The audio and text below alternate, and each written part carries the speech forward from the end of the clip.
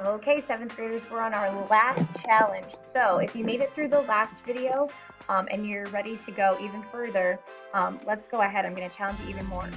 So this builds off of the last example that we just did, the set of examples, I should say, where we knew that we had direct variation, but we were given two coordinates. However, one of them was missing one of the values. We're still going to be having that, but this time they're taking it a step further by making us set up what are those coordinates.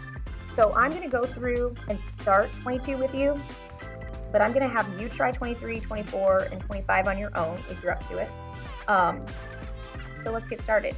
So for number 22, it says if y equals negative 18 when x is negative or is equal to 3, find x when y is equal to 30. And that just sounds like a mess.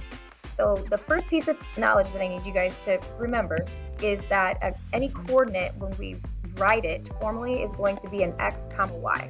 And let me zoom in here.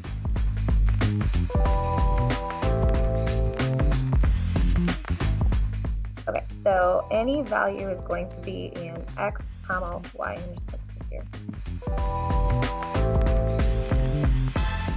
So if we were over here, we know that our x comma y coordinate looks like this. So let's just start substituting those values. So this says if y is equal to negative 18, so I'm going to put that right underneath where the y value is. And then when x is equal to 3, I'm going to put the 3 right underneath where the x value is. So our first coordinate is 3 comma negative 18. Then we're going to have a second coordinate at, it says find x when y is 30. So they're telling us that we aren't going to know our x, so we're just going to be using x as our placeholder for that spot. But they are giving us a value for the y, which is 30. So I'm going to put the 30 here, which means that if I were to make these into proportions as a y over x equals a y over x, I would have 3 of the 4 values, meaning I could solve for that missing value. So we would set it up, and I'm going to go ahead and show you how that looks. So my y is negative 18 on this one over x, and that's equal to my y on this one is 30 over x, we don't know, so we would be solving for that x.